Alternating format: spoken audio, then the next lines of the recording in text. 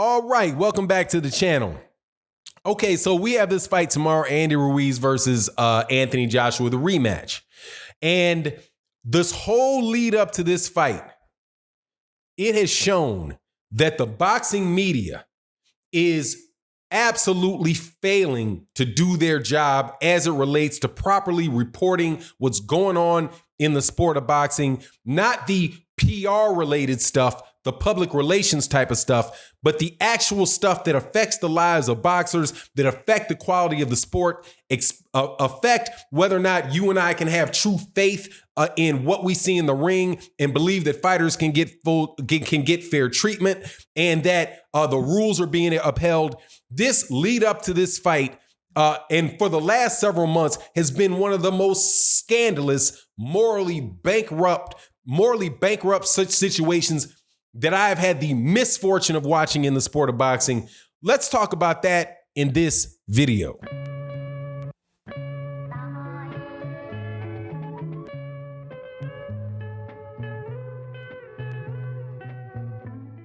All right, welcome back to the channel, subscribers. If you are not subscribed, please subscribe and hit the bell icon so that you can be notified of when we release more videos. Also, man, thank you to the new channel members. Man, we've got about 25 new channel members since we launched the channel membership. Hey, if you're a member of the LDBC or come by the channel on a regular basis, please accept my invitation to join the membership. There's a lot of perks with it.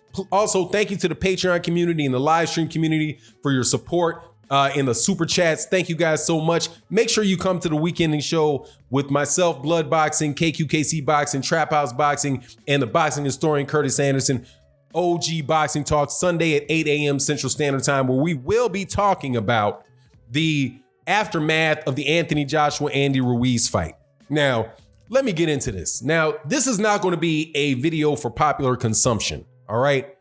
And what I mean by that is it's not a buzzy type of conversation, but it is something that I believe is truly important in the sport of boxing. And I am a lifelong fan of the sport of boxing. Many people, the people that are on the OG Boxing Talk panel with myself are all guys that are older guys, and we love the sport of boxing. We talk about the history of boxing. We talk about boxing politics. We talk about the actual fights that are taking place. We are very, very hardcore boxing fans. Love the sport of boxing.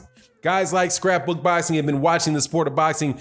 Seems like, man, he's got a treasure trove of source material, that cover since 1790. That is the basic purpose of this channel and the angle that I'm coming from on this channel. What I have seen take place in the lead up to this Anthony Joshua fight and what's going on with Matchroom Boxing, what's going on in the fight with Saudi Arabia is the lowest of the low. And when I'm saying it's the lowest of the low, I'm talking about things that surpass people taking 10% of Joe Louis's purse for the rest of his career. I'm talking about things that are on par with the blackball of black heavyweight champions from the time of significant fighters from the time of Jack Johnson losing to Jess Willard all the way to Joe Louis regaining the heavyweight championship about 2 decades later. Along the lines of Joey Maxim getting paid like 100 times more for his fight with Archie Moore than Archie Moore got. I'm talking about things like Black Murderers Row, issues like that where these guys didn't get any fights. And that stuff is just stuff spread out throughout the history of boxing. But what I've seen in the lead up to this fight, and for these people that call themselves boxing journalists, not to mention it, is on another planet of denying your journalistic responsibilities. Let's go through some of these things. First, Eddie Hearn. This is the lightweight stuff, just the lightweight stuff.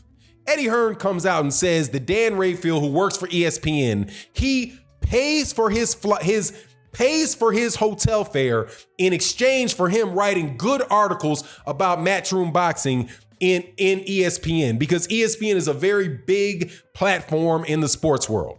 So you have ESPN's number one boxing writer who has votes for the Hall of Fame, who has readily brags about having a vote for who makes the Hall of Fame, accepting in-kind payola from a boxing promoter. In it, covering the Jose Ramirez fight against Maurice Hooker. Okay, so that's just the lead into what has been happening lately. And that is, again, Eddie Hearn, the Matchroom, the promoter of Matchroom Boxing, who readily bragged that it is not his responsibility to consider the journalistic integrity of these writers. And if they want to have integrity, hey, that's on them. But hey, it ain't up to me, so I'm gonna bribe these guys. What do you think boxing is? That is generally what the man said. And we know who goes to his fights. You have a whole crew of people who are US based media who flew out to Saudi Arabia for this fight. Okay, so there's the media payola from the promoter. That's just to start off with. Secondly, you have people that are under suspicion of using performance-enhancing drugs, currently under suspicion, and one guy actually suspended for it. One guy is fighting on the card and another guy, Matchroom, is having on a fight card coming up next. That is Dillian Whyte, who tested positive for D-bol, which is an anabolic steroid or a steroid that when he fought Oscar Rivas, he is provisionally suspended from his #1 status by the WBC because they allowed this dude to fight without testing his B sample and without even notifying the opponent that the guy was getting into the ring under the cloud of performance-enhancing drugs. Where's the outrage about that?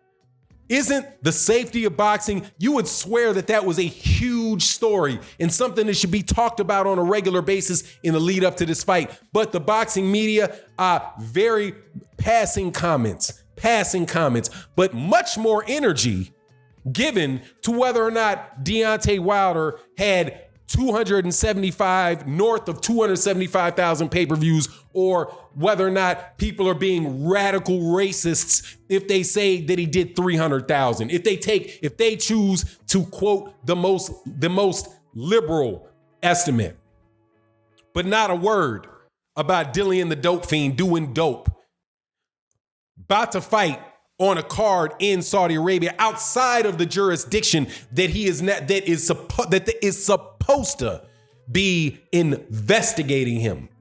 But that's not the big thing.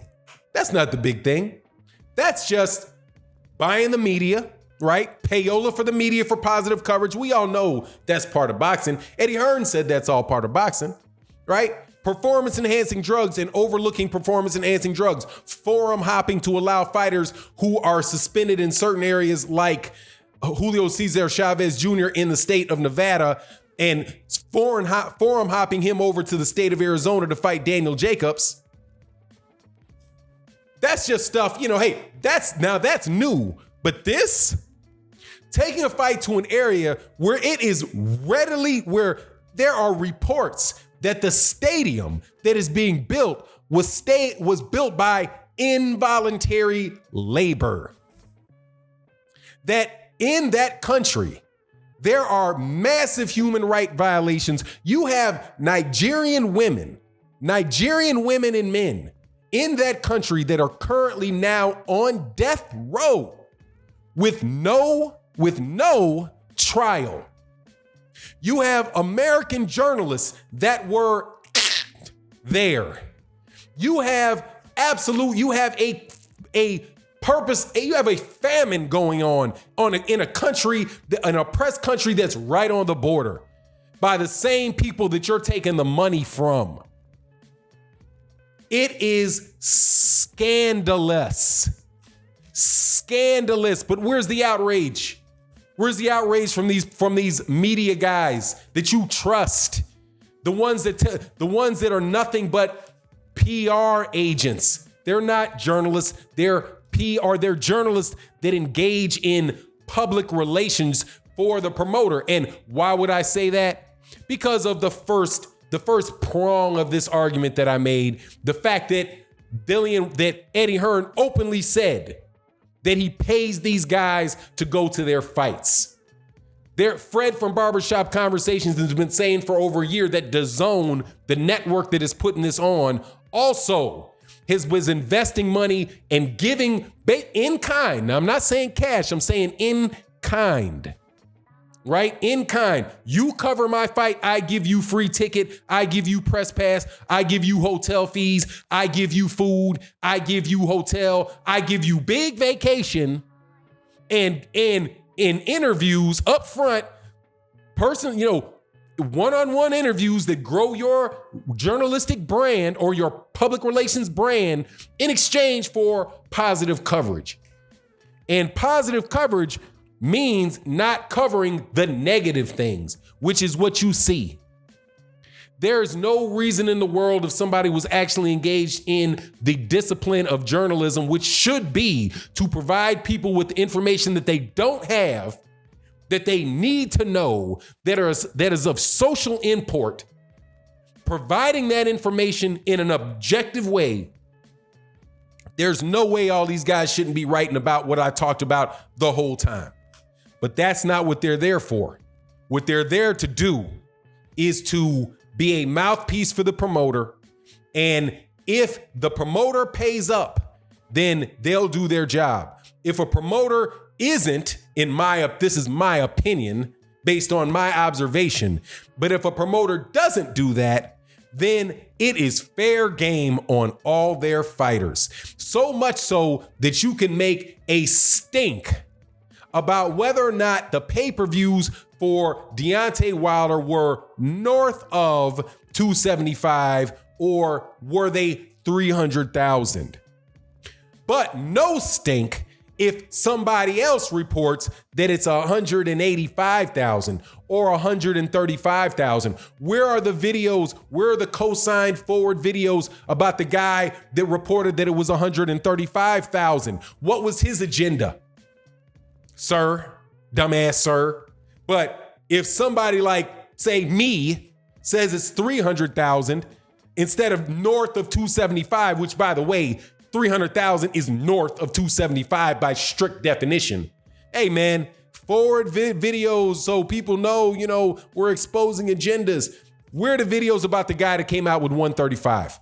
Because 135, my friend, is half of 275, and it is not north of it. But that's not the purpose for PR agents. That would be the purpose of a journalist, which you guys are not engaged in. Let me know what you think in the comment section, and I'm out. Peace.